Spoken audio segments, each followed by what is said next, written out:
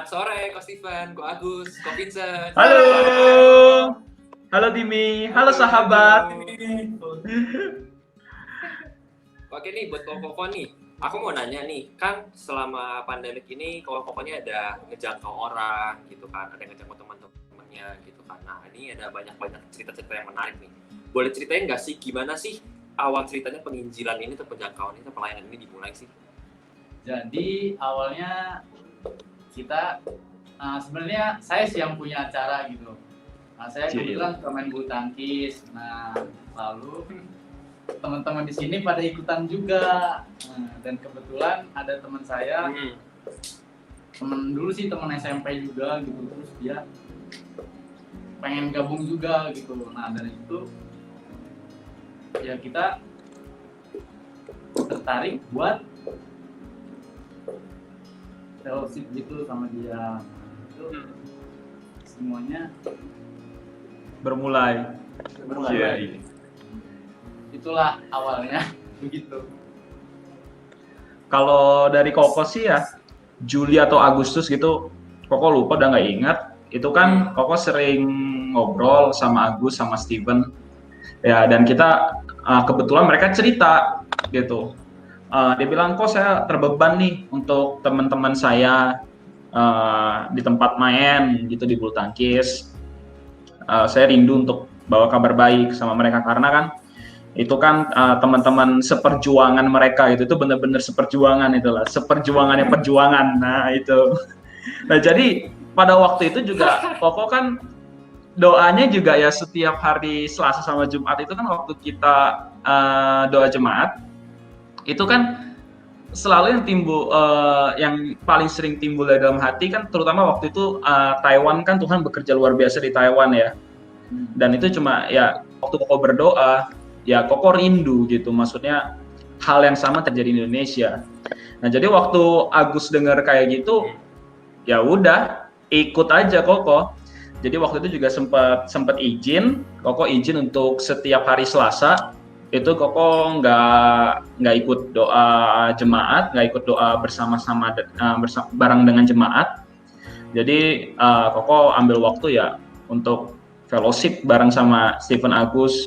Nah jadi itu yang terjadi sama Koko ya. Memang dibawa dalam doa terus tiba-tiba Koko melihat bahwa waktu Agus cerita, Steven cerita itu adalah seperti sebuah pintu yang Tuhan berikan.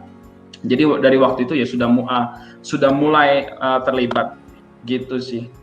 Kalau dari aku memang dari dulu aku kalau doa memang minta jiwa yang memang setelah pas pandemik itu memang kan kita kan memang nggak bisa keluar gitu. Memang ini waktu saya buat berdoa gitu minta jiwa benar-benar saya berdoa gitu loh. Saya tahu kalau misalnya Steven dan Agus dan Ko Insan ini main bulu tangkis di vihara ini main bulu tangkis, tapi saya nggak tahu nih kalau ada teman-teman mereka gitu loh. Saya nggak tahu kalau ada teman-teman mereka gitu loh. Sampai saya tanya ada siapa aja di sana, ada teman-teman si Agus sama Steven, barulah saya minta Steven buat, Van boleh gak gue join nih main bulu tangkis, gue juga punya hati karena saya tahu pintunya bakal terbuka dari mereka gitu loh. Dan dari situ kita berlanjut sama ya, saya izin doa juga, terus kayak cara tiap malam gitu kita nggak bisa kadang karena penjangkauan kan karena memang teman-teman Steven sama Agus ini misalnya di malam hari gitu loh. Jadi mulai dari situ kita penjangkauan gitu. Oke, buat para Koko di sini nih, mau nanya nih, maksudnya kan dari cerita tadi kalian udah ya punya dorongan, punya foto dan segala macam. Nah, apa sih yang membuat kalian mau atau berani untuk melangkah dan menginjil gitu?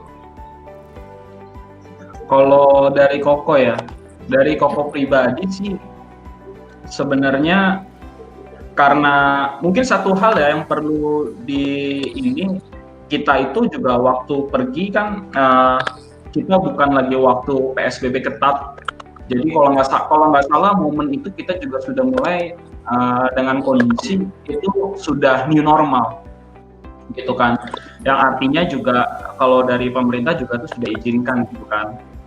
Jadi memang pada waktu itu ya memang sih ya ada pikiran untuk takut dan apa cuma memang waktu doa dan Koko melihat bahwa itu adalah salah satu sebuah jawaban dari doa ya.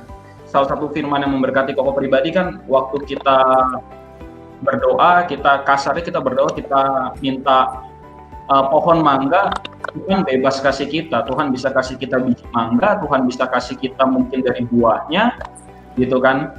Yang ya kita tinggal minta bagaimana kita untuk mengenali itu kan. Nah, jadi pada waktu itu yang Koko lihat bahwa ini adalah sebuah pintu yang Tuhan sudah bukakan, gitu. Dan apalagi kondisi new normal, lalu juga pada waktu itu persebaran di Serang juga cenderung stagnan. Kalau dilihat dari statistik ya, dilihat dari info yang di website sih cenderung stagnan, tidak progresif banget.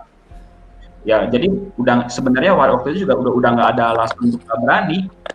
Apalagi setelah melihat urgensi betapa pentingnya teman-teman untuk mengenal keselamatan ya, gitu. Tapi ya yang paling buat Koko pribadi sih, Koko hanya melihat bahwa betapa pentingnya teman-teman mengenal Tuhan gitu. Teman-teman ada orang-orang yang perlu mengenal Tuhan.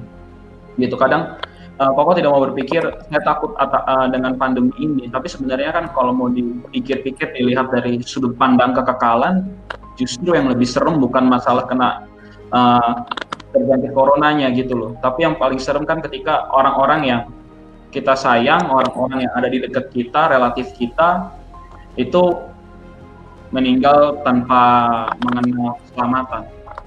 Nah, jadi waktu itu Koko juga putuskan untuk berani melangkah, gitu. Prosedur kita jalankan, ya kalau fellowship apa ya, waktu itu Koko juga ini ya, alkohol selalu bawa, masker selalu bawa, gitu. Dari aku sih ya, aku benar-benar punya hati gitu buat teman-teman aku. Bahkan jauh sebelum pandemi ini gitu loh, aku udah mulai masuk sama mereka gitu. Cuman belum kena aja gitu. So detik momen ini datang, kesempatan ini datang, ya aku udah banyak mikir gitu loh buat aku masuk aja gitu, berharap mereka bisa terima gitu loh kebenaran ini gitu loh. Aku benar-benar rindu gitu loh teman-teman aku diselamatin. Amin. Jadi satu komunitas lagi di sini dulu. Mungkin kita satu komunitas tapi bukan dalam satu komunitas yang sehat ya. Tapi aku mau gitu loh teman-teman aku ada komunitas yang baik. Kita sama-sama buat ini ya, buat satu gerakan, buat kita menginjil sama-sama gitu. Aku punya kerinduan seperti itu. Kalau dari saya sih, sejak saya kenal Tuhan Yesus, sejak saya ngalamin Tuhan, ya tepatnya sejak saya lahir baru ya, saya udah setiap saya berdoa saya selalu minta sama Tuhan buat menangin teman-teman saya gitu. Saya mau mulai dari teman-teman saya dulu karena saya rusak bareng teman-teman saya dan saya mau bener juga bareng-bareng teman-teman saya juga. Saya mau saya ngerasain sendiri, teman-teman saya ngerasain hadirat Tuhan, ngerasain apa yang saya rasain. Waktu cinta mula-mula Tuhan itu datang ke saya. Amin. Saya nggak mau teman-teman saya hidupnya gitu-gitu aja, saya mau di tengah-tengah hidup mereka. Amin. Wow, berarti bisa realitas surga menjadi lebih nyata dari realita kita di dunia ini ya, yang membuat Koko ini berani untuk melangkah dan pergi menjangkau teman-temannya. Ya maksudnya kalau memang kalau direnung-renungkan memang realita apa yang kekal itu bisa dibilang ya jauh lebih nyata gitu. Ya karena itu kan ketika kita ada di sana semuanya bicara tentang kekal yang nggak ada akhirnya gitu kan. Jadi ya menurut Koko kita semua ya terutama Koko terus Steven, Agus sama Vincent ya kita gerak berdasarkan itu ya, melebihi apa yang kita lihat di depan mata gitu. Karena apalagi melihat temen, kalau misalkan temen yang apalagi tadi Steven juga udah bilang dari SMP juga udah kenal dari SMP, terus kitanya diselamatkan tapi mereka enggak, pasti ada beban tersendiri buat kita. Nah, ngomongin masalah menjangkau atau penginjilan nih, pasti ada tantangan-tantangan yang dihadapi sama koko ini nih. Gitu. Boleh diceritain nggak nih tantangan-tantangan apa yang dihadapi dan bagaimana kalian menghadapi tantangan-tantangan itu? Buat koko pribadi tantangan ya seperti yang diketahui sama kebanyakan orang dan para pemirsa mungkin yang mendengar ini, saya salah satu golongan introvert ya yang punya dunia sendiri gitu kan. Lalu buat Koko pergi ke komunitasnya Steven dan Agus itu benar-benar melangkahkan kaki di luar zona nyaman ya. Ketemu, kenal sama orang-orang baru, mereka nggak kenal siapa Koko juga nggak kenal siapa mereka, gitu. Sampai ya pada ini selama momen-momen ini kesempatan jadi sama Koko tuh pertama waktu itu Koko datang ke lapangan gitu ya. Lalu waktu Koko datang ke lapangan itu kan Koko kan ya pakai baju juga biasa aja gitu kan, lewat ya biasa aja, nggak pakai sesuatu yang kelihatan kayak atlet apa. Tapi begitu masuk tuh rasanya udah kayak atlet nasional, padahal megang raketnya gemeter kasarnya gitu kan. Rasanya udah kayak raket ini, udah bener-bener kayak atlet nasional, dilihatin tim. Jadi orang kali itu saya merasa menjadi pria yang sangat ini ya, benar-benar menarik perhatian. Jadi pada waktu itu ya jujur ya, maksudnya bagi seorang introvert pasti ngerti gitu ya. Tapi memang simple sih, cuma atas dasar saya mau dipakai untuk bawa kabar baik ini untuk semua orang. Hanya semudah itu. Dan saya tahu kalau saya cuma diem aja ya, nggak akan ada sesuatu yang terjadi gitu kan. Ya apalagi firman Tuhan sudah bilang jelas untuk pergi kan. Bukan nunggu, apalagi introvert nunggu di rumah gitu kan, udah kayak dokter aja gitu, nunggu pasien datang. Nah jadi waktu itu tantangan yang luar biasa. Jadi untuk pergi ke lapangan, kenal dengan komunitas baru, udah nyampe di sana masuk diliatin, ya gimana sih kalau kita datang ke sebuah komunitas, pasti orang juga orang juga mau ngajak kenal kita juga segan gitu kan, sama-sama nggak kenal. Lalu udah masuk di sana pun Koko berusaha kenalan sama orang-orang yang ada di sana, terus kenalan sama teman-temannya Steven sama Agus itu juga luar biasa. Bahkan satu hal yang paling menarik, waktu pertama kali Koko datang, Koko duduk kan di pinggir lapangan. Kalau Steven sama Vincent tuh kan kastanya beda gitu ya. Jadi udah bukan secara skill, udah bukan kasta ecek-ecek gitu. Mereka pasti mainnya sama yang jago. Sementara Koko baru main gitu kan. Ya kalau nggak percaya, kasarnya main sebentar aja tangan udah kencang gitu kan, darah gini. Nah jadi Agus kalau nggak salah waktu itu belum datang, kalau nggak salah. Jadi Vincent sama Steven. Terus mereka main sama teman-temannya. Ya udah gue dulu aja diem. Ini kalau di sekolah serasa lagi disiplin gitu lah. Datanglah temennya mereka. Koko ajak kenalan cuma tuker nama doang. Udah. Wah kata Koko. Tahu apa yang lebih menarik? Koko duduk begini. Temennya si Agus tuh di kanan Koko duduknya gini nih kan. Koko ngobrol kenalan begini. Nah, terus dia kenalan begini. Udah beres kenalan. Koko begini. Dia juga begini ke arah sana. Koko di belakangnya, ya gimana ya? Itu udah deg-degan ya, bisa bilang deg-degan. udah apa ya? Wah, gitu. Udah terbayang. Jadi tantangan seperti itu. Kalau dari aku memang kebalikan dari Koinsan. Kalau Koinsan dia introvert, aku yang extrovert gitu. Aku mau ketemu orang baru gitu. Aku mau masuk dalam komunitas sebenarnya. Aku tuh pengen tahu gitu, pergumulan dia itu apa sih gitu loh. Makanya aku ikut ke bulu tangkis ini gitu loh. Sampai aku tuh kalau main, aku kalau ketemu orang, aku tuh bilang gini, Tuhan, saya minta hikmat gitu loh. Aku pasti ngomong gitu kalau kita ngomong sama orang gitu loh. Dan ini semenjak waktu itu si Agus ini ngajak saya waktu itu, Sen, mau gak ke AJ, udah lama gak ketemu gitu. Oh yaudah ayo, gua ajak Feni ya, kayak gituin. Akhirnya kapan ya minggu depannya ya perginya. Oh, 2 minggu setelah si Agus ini ngajak, kita ke rumahnya si AJ bareng si Feni ini, ada Steven juga gitu loh. Memang dari awal saya tahu gitu, saya pengen di sana bukan pengen main buat bukan pengen ngobrol doang gitu lah, langsung pengen nginjil di sana gitu, memberitakan. Di sana kita duduk-duduk baru kayak kan canggung ya. Si Kelas 6 SD terakhir ketemu. Si Agus. Dia ketemu rumahnya. rumahnya Agus ini baru ketemu SD, Steven masih itu sama ya. Maksudnya baru bener-bener ketemu ya. Aku terakhir waktu itu SMA kelas 2 atau kelas 1 gitu. Ketemu dia. Sekarang ketemu lagi tuh kayak dadakan satu SD kok ketemu lagi. Ada apa nih ngajakin main nih? Kan orang juga kayak gimana gitu. Kalau buat aku sih ya, aku kan jujur aku orangnya introvert gitu buat masuk itu nggak segampang Vincent gitu kan, dia gampang banget gitu buka omongan cari topik gitu. Aku nggak bisa itu gitu loh. Aku di momen itu nggak tahu kenapa ya Tuhan taruh di hati aku gitu loh. Aku pun baru pertama kali gitu ngalamin kayak gitu.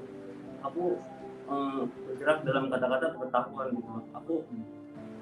Tuhan taruh apa di hati aku tuangin gitu aja gitu keluar. Terus pas aku tanya bener nggak kamu kayak gitu, terus dia jawab bener gitu. So aku benar-benar ngerasa pada malam itu Tuhan tuh bekerja sekali gitu. Sampai satu momen tanpa kita sadar ya, detik kita melayani semua itu terus beres kita pulang. Kan momennya udah lewat tuh. Terus kita ada jangkau adiknya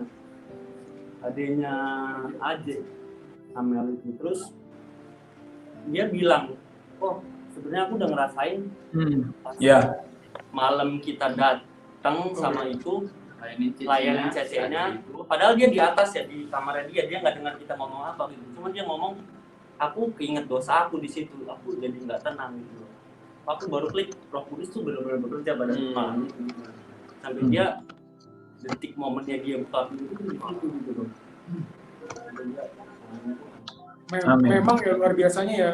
Waktu semenjak kita datang bertiga ini ke rumahnya si Aji ini, adiknya ini masuk ke kamar si Cicinya. Bilang, Ci kayak gue tuh ngerasa dosa gitu karena dia ngomongnya kasar kan. Dia ngomongnya kasar, dia ngerasa dosa gitu. Jadi merasa tertuduh. Ya. Jadi semenjak hari Minggu itu waktu kita pulang dari Citra, ingat gak Pak Isan? Iya. Ingat itu. Dia nelfon Vincent. Ini nelfon aku gitu loh, nelfon aku. Pas banget nyampe gedung ya, Chan? Pas nyampe gedung terus abis Abel nelfon aku. Sen, adik gue mau terima Yesus katanya. Adik gue soalnya ngerasa dosa hidupnya. Dia bilang begitu, gitu loh.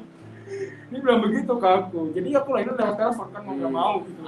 Langsung digas di gedung. Gak mau kesempatan. Jadi aku memang dari situ gitu loh. Saya tuh sempat mikir gitu loh, ini kesaksian saya bisa jadi kekuatan nggak sih buat orang lain, bisa jadi dorongan nggak sih buat orang lain mau berubah seperti saya kayak gini gitu. Saya tuh sempat kayak kesaksian saya tuh biasa aja kayak gitu, tapi setelah saya share ke teman-teman saya gitu, ya luar biasa memang gitu kuasanya ada gitu di setiap apa yang saya sampaikan ke teman saya tuh teman saya lihat ya hadirat Tuhan tuh ada gitu. Dan kita juga pas jangkau Amel sama Penny tuh nggak banyak buka ayat malah ya, lebih sering kesaksian gitu, lebih sering ngomong tentang diri kita ya. Terus ya gimana kita dulu, terus gitu, nunggu Tuhan taruh apa baru kita keluarin gitu, kita nggak benar-benar siapin yang benar-benar gitu, cuman bawa kesaksian gitu. Menurutku kesaksian pribadi itu penting sekali gitu, gimana kita diubah. Amin. Iya, amin. Mungkin 3 poin yang perlu kita garis bawahi. Yang kita lawan sebenarnya adalah diri kita sendiri dan zona nyamannya. Yang kedua, kita perlu bayar harga. Lalu yang ketiga adalah tuntunan Roh Kudus ya. Karena pada akhirnya sebenarnya kita nggak kurang pengetahuan, kita nggak kurang teknik, tapi kita kurang mengenal pimpinan Roh Kudus. Gitu. Itu sih. Sebenarnya dalam penyangkauan ya, sebenarnya kita harus berani ngomong gitu loh. Iya. banyak teman yang pengen jangkau, kita punya hati aku pengen jangkau dunia, aku berapi-api nih, tapi kita nggak berani ngomong Injil ke depan teman kita gitu. Buat apa gitu loh? Mengutarakan Injil gitu loh. Kalau misalnya tahu teman kita ada rindu buat kita bertobat, Injilin gitu. Berani ngomong gitu loh. Itu sih. Intinya gini ya, dulu tuh aku juga mikir gitu loh, masuk ke teman-teman aku gimana caranya. Terus aku kan struggle-nya juga karena itu teman main tuh dulu teman yang benar-benar hancur-hancuran sama dia gitu loh.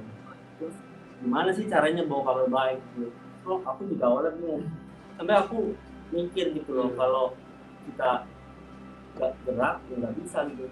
Aku teman mikir ya gerak aja dulu gitu loh. Masalah nanti gimana Hasilnya, itu belakangan gitu loh. Sampai Tuhan bukain itu nanti ketemu jalannya sendiri kalau gitu. Aku nggak Ya sebenarnya dalam jangkauan yang kita ini ya, saya sangat terbantu sama Agus dan Stephen gitu dengan kesaksiannya mereka.